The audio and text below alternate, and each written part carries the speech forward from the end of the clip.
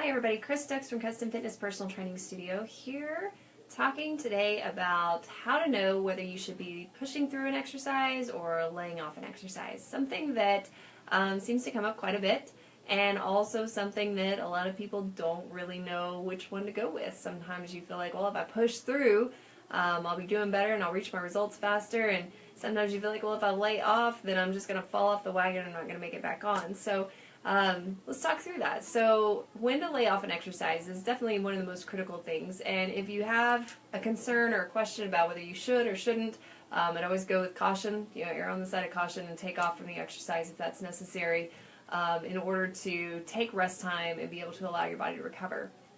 So when to lay off. Last week we were talking about getting ready for fall, being well and healthy from the inside out, and that's really one of the first things. Whenever people get sick, they tend to say, well, you know, I'm starting to come down with something, I don't really feel good, let me go to the gym, workout, I'll sweat it out, it'll be great, I'll detox, and I'll come home and feel better. Well, the problem is that whenever you work out, all of your resources internally go to your muscles so that they can do the workout for you, and the supporting structures, but they go and leave the immune system. So your immune system actually becomes slightly weakened during your workouts. And that can allow something that's already incubating within you to kind of rev up and take hold. If you're starting to get well and you come back to work out too soon, then again it can cause it to almost have like a secondary action to where it comes back and you end up getting sick again. So we want to make sure that if we're feeling sick that we stay away from the gym. The other people in the gym appreciate that too, because nobody wants, you know, coughed on hands, touching all the weights and germs and all that kind of good stuff. Nobody else wants to get sick. We kind of run around as Americans and say, well, we just don't have time to be sick, and to a point that's true, but also if you don't take the time to heal yourself when you do get sick, because we're not all super people and we are going to get sick from time to time, if you don't take the time to heal yourself, then you really are going to stay sick longer and have more symptoms and just be worse off. So if you'll take that time to recover, even if it means a day or two off the gym, even if it means a week off the gym, you can still move and be active. You can stretch, you can walk, you can do some light things at home, but I just say stay away from the heavy stuff and the heavy cardio, heavy weightlifting during that time so that you can make sure and allow your body enough time to recover. So another time to lay off would be if you are noticing that you are too sore. That's not just normal soreness, but that's to where, you know, you do your workout and for 4 or 5 days afterwards you're still feeling that soreness and your body just doesn't seem to recover very quickly. You don't seem to get that relief from working out again. You know, you go to your next workout, it makes you more sore, but you still have the same soreness from the day before. That's showing that your body is not fully recovering and that you need to be able to rest a little bit more. So maybe you're overdoing it during your workouts. The weights might be too heavy, the repetitions too much, the duration too much, something in that workout isn't working for your body, and at that point we need to take some time back and rest and recover. And I know that sounds kind of crazy because people are so worried that if they leave the gym for a day they won't go back. Well, the problem is that we need to make sure that we go back. So that's where you plan it in your schedule. You have an accountability partner, or you know, have a trainer that's going to be checking in with you and rescheduling you, making sure that things are getting done so that you get back on track, which is the big thing. So if you go into work or to work out and you're sick or you're too sore, that's likely to lead to an injury, which would really stink, because then if you get injured, sometimes, depending on the injury, you could work around it. We do a lot of that here with post-therapy and things like that. We can work around the area that has the issue, or sometimes we can do kind of a stretch and mobility work on that area. But if it's a severe injury, we need to take time off, and I know nobody wants to hear that. I have a lot of people that, let's say that they went out and they had to have a surgery for some reason. Let's call it a shoulder. They went out, had a shoulder surgery, they came back, they did their therapy, the therapist released them. Therapy's goal is to get you to functional, so then at that point we can bring you in. Maybe we're not ready to do full-on work with that shoulder, but maybe we can do full-on work with the rest of the body, the core, the other arm, the legs, and get them going while we do still some more kind of a therapy bridge into training with that shoulder, building it back up. So those would be some good times to lay off. Another one would be if you're exhausted.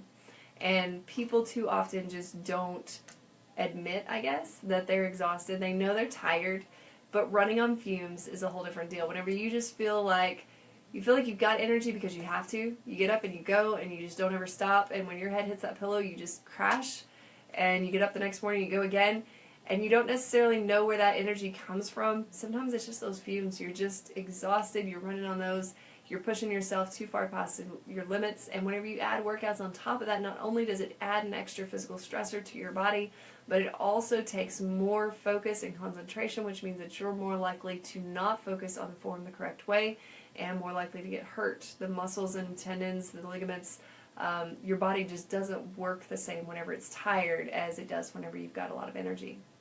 So those would be some great times to lay off. Are they the only ones? Probably not. But those are some of the top ones that we run into issues with. We'll have clients show up and they're sick, coughing everywhere.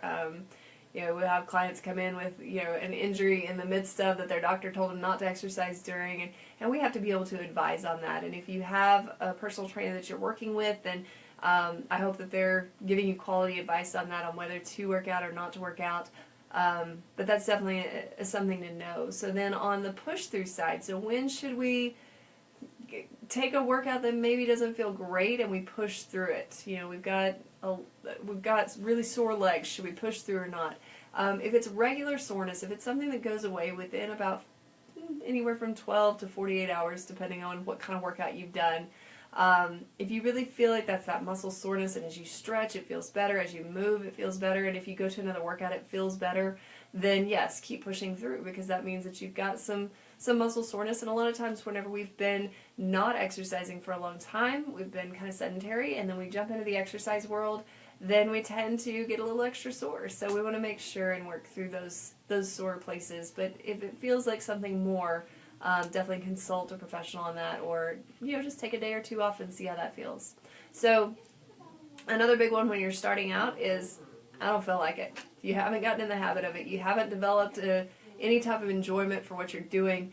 It's just another scheduling in your day that you're trying to get done, and you have to, you need to, but you just don't feel like it. And in that case, you got to push through. So you're going to have to schedule it on your calendar, mark it out just like you would a meeting with anybody else, schedule it down, and as you go through that, then you get in the habit of doing it each day. And over time, it takes about 21 days to start building a habit, not to build a new one, but to start building one. Over that 21-day period, then you're going to start to see how that becomes habitual in your life, how your body craves more of it, and how you are really wanting to do more of it, even if you don't technically want to do it. So that would be another reason to push through. Another one would be if you're feeling, you woke up in the morning and you're kind of tired. You're not exhausted, but you're just tired. You just didn't wake up very well. Exercising is a great idea. Push through that. Go out, get a workout. Does it have to be just as intense as your workouts when you're not tired? No, it could be something completely different.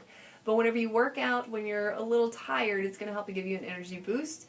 And that's what you should feel from a workout. You shouldn't do a workout and then feel exhausted for the rest of the day. So I've got too many people that come to us as beginning clients, and they'll tell me, well, I go and run on the elliptical or the cross trainer or the treadmill or whatever for an hour, and then by that evening I know that was my elliptical day because I've been so tired all day long. So that's the sign of a bad workout. What we want is to have a workout that, yes, you feel fatigued afterwards and you feel like you accomplished something, but within about 25 to 45 minutes afterwards, you start to feel a burst of energy come back in. You start to feel like this was my workout day and that's why I can do all these things, rather than feeling like you need to go home and lay on the couch after work. So definitely something to consider. So if that's kind of where you've been, if you've been having those workouts that either they're pushing you wrong, you just don't feel right afterwards, or you feel like you're sick afterwards, you're seeing stars, anything like that, or you just feel exhausted afterwards, I'd love to be able to help you. All we ask is that you come in and talk to us for a consultation. We'd be happy to offer that to you free of charge, so that you can come in and find out more about what we do. We have an entire team of professionals that are highly certified, highly qualified, and ready to simplify your life and start making big changes for you. So feel free to give us a call, 806-322-3188. If you've got questions, leave them in the comment below. And if there's something you'd like to hear me talk about on Facebook Live, feel free to let me know that too. I'm always looking for new ideas. So we'll talk to you soon. Have a great day.